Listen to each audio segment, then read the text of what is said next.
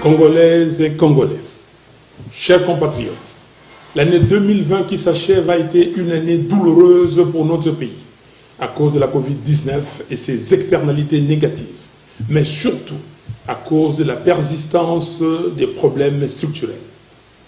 Une fois de plus, je présente mes sincères condoléances à tous ceux qui ont perdu des êtres chers, soit du fait de la Covid-19, soit en raison de la misère, l'insécurité et les guerres qui sévissent dans notre pays. Je soutiens dans la prière tous ceux qui sont malades et je souhaite un prompt rétablissement à tous ceux qui sont convalescents. Je prie Dieu Tout-Puissant pour que l'année 2021 soit meilleure pour tous. Mes chers compatriotes, face à la théâtralisation de la vie politique observée tout au long de ces 2 dernières années, permettez-moi de rappeler brièvement la mission du service public et l'essence de l'engagement politique. En effet, le service public vise ni plus ni moins la satisfaction de l'intérêt général et l'engagement politique y rattaché doit être conçu comme un sacrifice au nom de l'intérêt supérieur de la nation. Le fondement même de cet engagement, c'est le pacte social noué avec le souverain primaire, auprès duquel on obtient un mandat en bonne et due forme, de manière à améliorer son vécu quotidien et lui donner la chance de rêver dans son propre pays. Cela implique, de la part de l'homme ou de la femme politique engagée, non seulement des aptitudes, du caractère, de la rigueur et de la discipline, mais également l'oubli de soi et un sens élevé du bien commun. Mes chers compatriotes, si je me suis engagé en politique après une carrière professionnelle accomplie, c'est avant tout par patriotisme et sens du devoir, avec l'idée forte d'apporter ma modeste contribution au développement de mon pays. C'est aussi et surtout parce que j'aime mon pays et mon peuple. Je crois à la méritocratie et je crois à l'expertise pour résoudre le problème multidimensionnel et complexe auquel fait face notre pays. Car, in fine, c'est bien de cela qu'il s'agit. Apporter des solutions concrètes aux problèmes quotidiens de la population congolaise. Mes chers compatriotes, en toute franchise, avez-vous aujourd'hui l'impression que vos conditions de vie s'améliorent? Existe-t-il réellement un pacte social conclu entre vous et ceux qui se sont imposés comme dirigeants? Est-ce que vous pouvez véritablement regarder vos enfants dans les yeux avec la certitude qu'ils auront accès à plus d'opportunités demain? Est-ce que le système éducatif de votre pays est plus au sérieux par l'État? Au vu de massacres qui se multiplient particulièrement dans la partie est de notre pays, vous sentez-vous réellement en sécurité dans votre propre pays?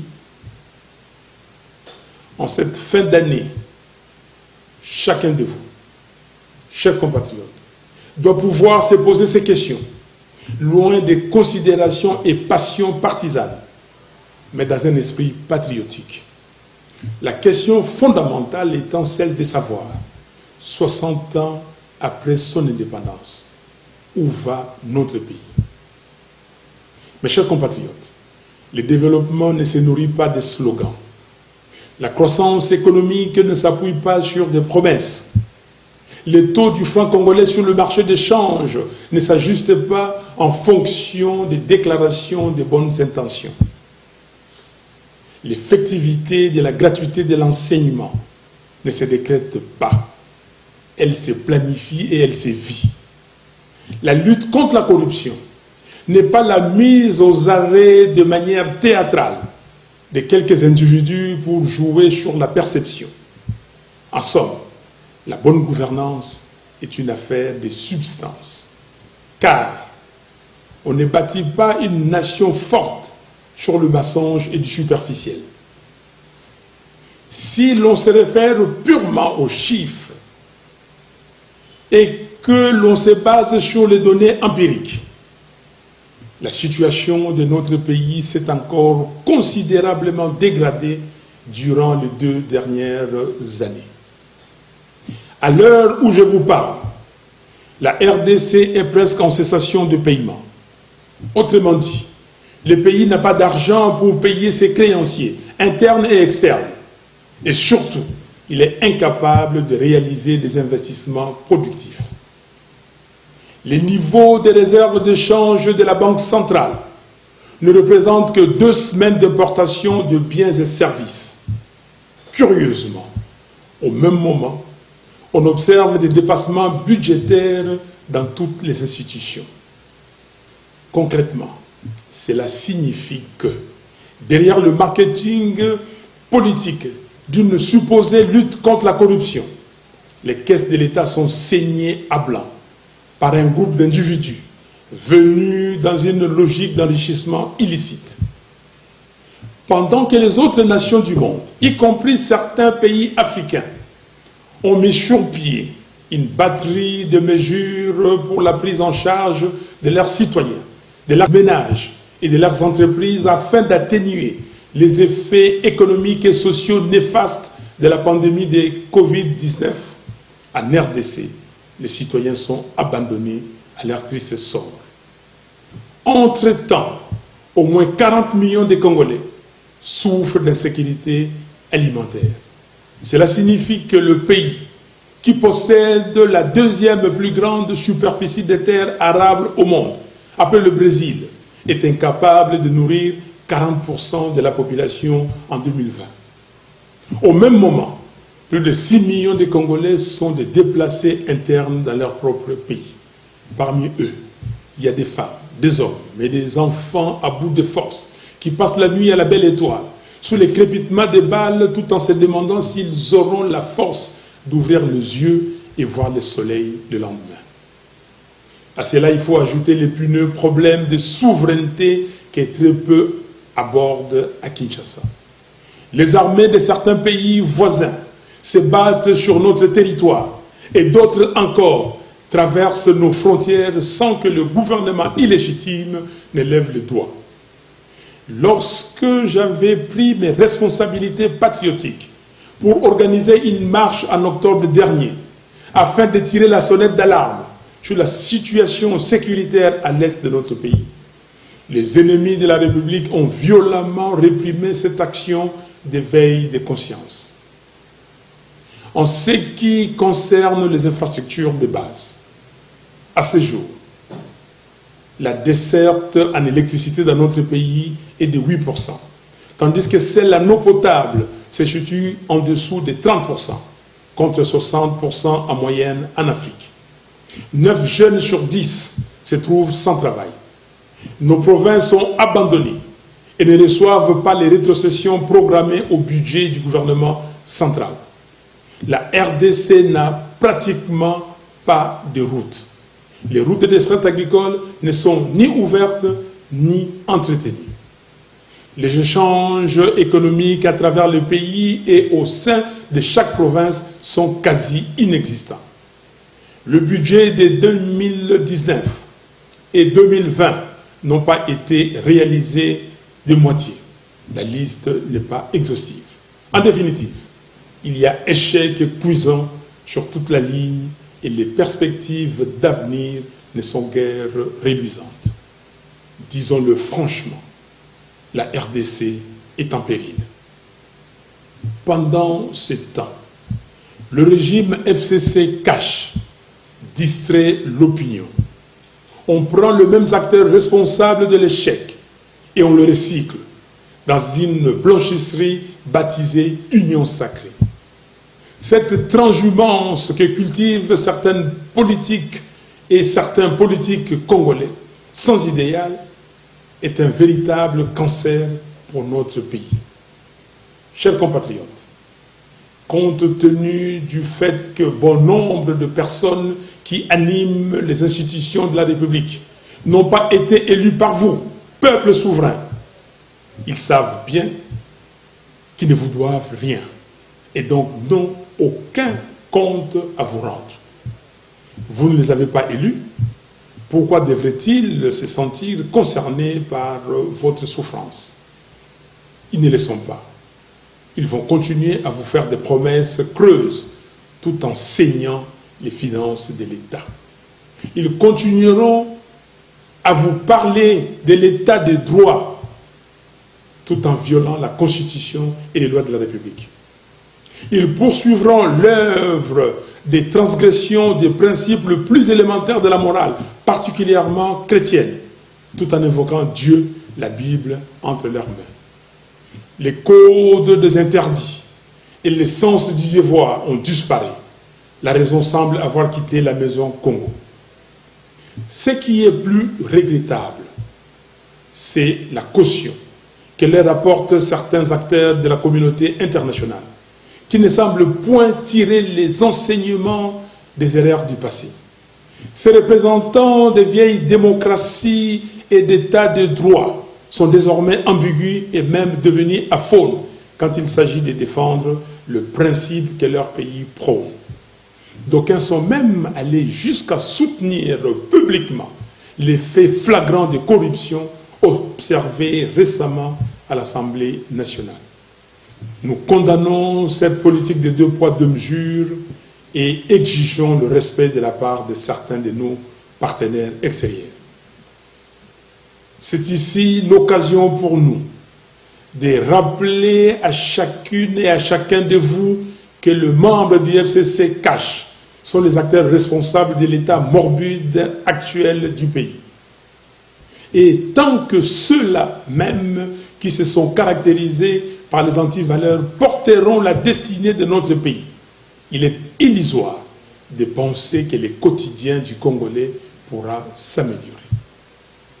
Mes chers compatriotes, nous avons besoin d'hommes et de femmes politiques en symbiose avec le peuple, qui vont mettre fin à l'absence de l'autorité de l'État. Nous avons besoin de personnes courageuses, notamment dans les dossiers actuellement étouffés, tels que l'érection irrégulière et dangereuse de Minembwe en commune rurale, l'invasion de la partie est de notre pays par les armées de certains pays voisins, le projet de balkanisation de la partie orientale de la RDC, notre beau pays, ainsi que les pillages de nos ressources naturelles. Nous avons besoin d'hommes et de femmes politiques qui n'auront pas peur de soutenir publiquement et d'appuyer les combats que mène le docteur Denis Mukwege pour l'exhumation du rapport Mapping, ainsi que l'instauration d'un tribunal pénal international pour la RDC.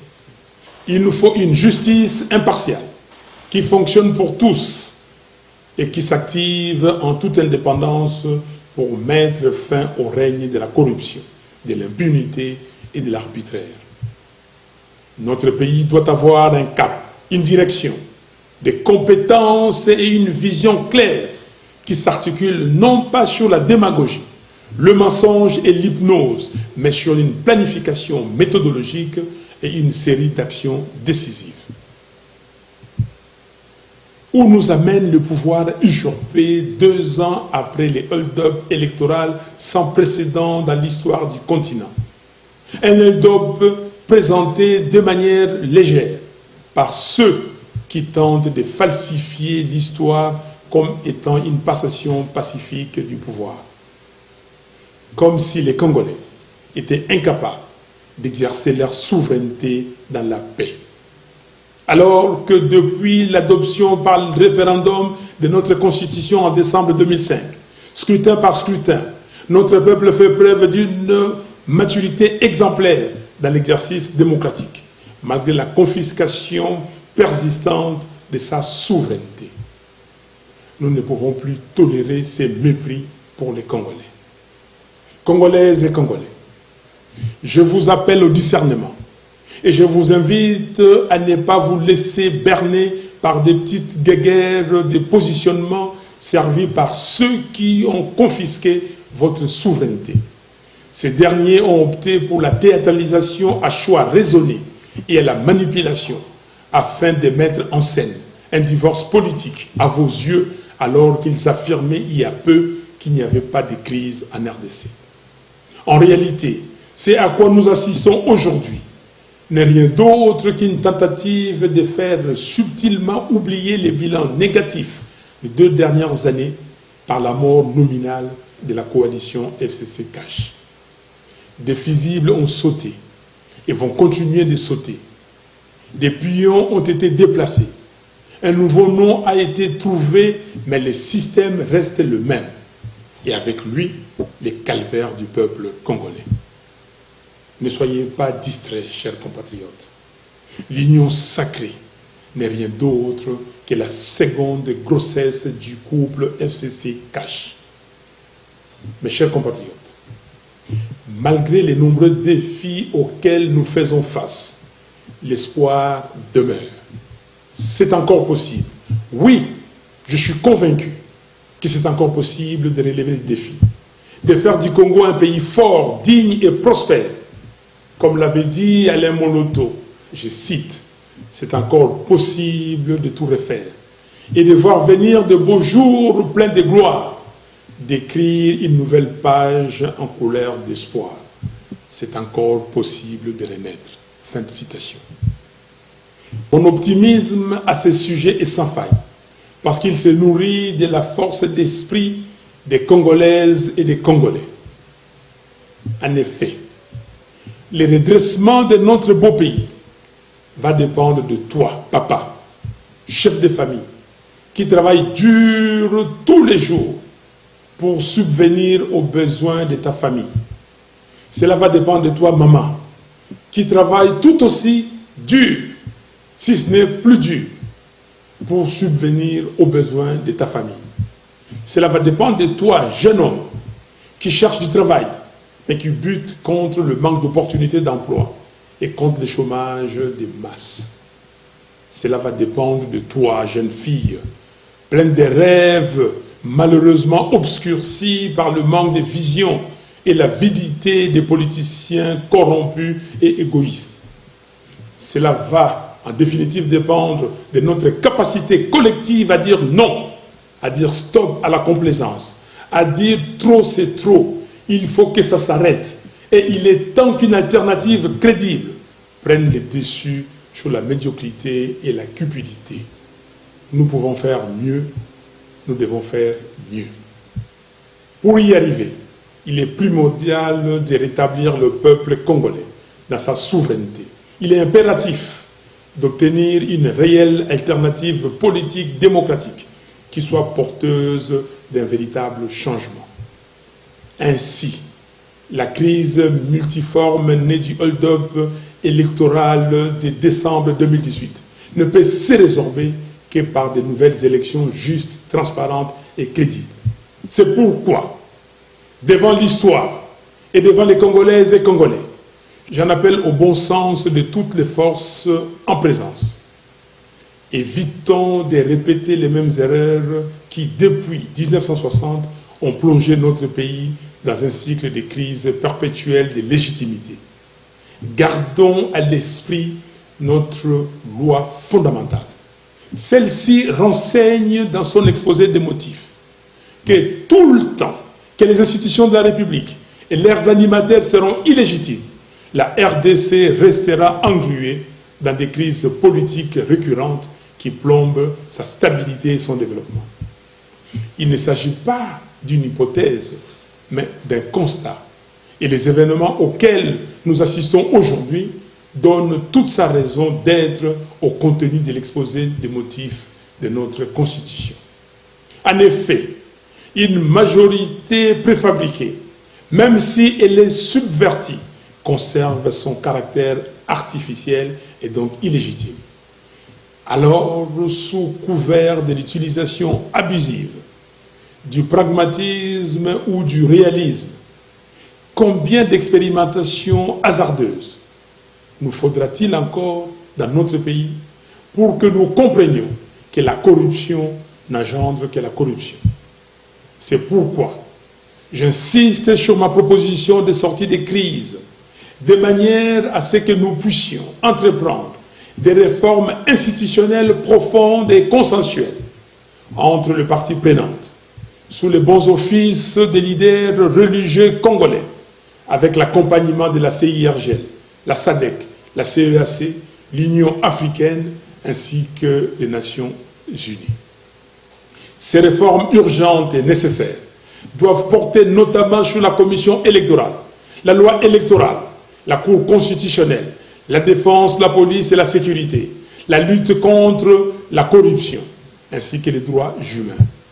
Nous devons redonner la parole au peuple en organisant de nouvelles élections anticipées, présidentielles, législatives nationales, législatives provinciales, sénatoriales, présidents des assemblées provinciales et gouverneurs des provinces. C'est dans la mise en œuvre de cette proposition que se situe précisément notre responsabilité historique commune.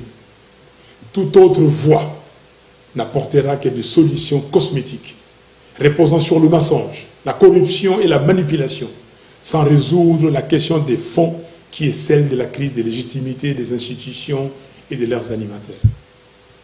Chers compatriotes, pour accompagner le peuple dans la reconquête de sa souveraineté, j'annonce qu'à partir de ce 20 janvier 2021, je mettrai en place un cabinet composé de femmes et d'hommes qui veulent que le Congo de Kimbangu et de Lumumba soit fort, digne et prospère. Pour mériter le respect et l'honneur des générations futures, nous allons accentuer notre combat par des voies et moyens démocratiques afin de restituer au peuple son pouvoir de choisir librement ses dirigeants. La vérité des urnes. Que personne ne vous impressionne ou ne vous fasse douter du pouvoir qui est le vôtre. La souveraineté vous appartient. J'en profite pour dire à toutes celles et à tous ceux qui, partout dans notre pays, se sentent délaissés par le pouvoir des fêtes de Kinshasa, que votre commandant est avec vous. Je ne vous abandonnerai jamais. La RDC, c'est les 2 345 410 km² que composent ces 26 provinces et c'est près de 90 millions d'habitants dans toute leur diversité, sans oublier sa diaspora, qui est la première source de financement de l'économie du pays. Nous sommes un peuple vaillant et solidaire.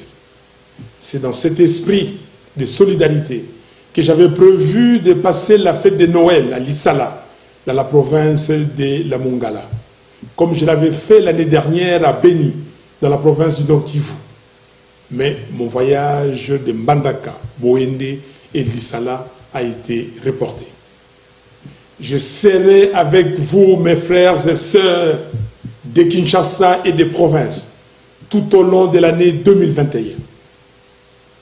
Congolaises et Congolais, chers compatriotes, disons adieu à l'année 2020, année de la Covid-19, des massacres à l'Est, des misères, des souffrances, des corruptions, des vols, d'insécurité et des chaos institutionnels. À vous que Dieu a préservé et à qui il a donné la vitalité pour être des acteurs privilégiés du changement de notre pays. Je vous présente mes vœux le plus sincères d'espoir, de bonheur, de santé, de paix et de prospérité pour l'année 2021. Pour terminer, j'aimerais vous rappeler, chers compatriotes, que si l'histoire de notre pays nous a légué un héritage, c'est l'unité nationale. Conservons-le précieusement. Que Dieu vous bénisse, que Dieu bénisse la RDC, notre pays. Je vous remercie.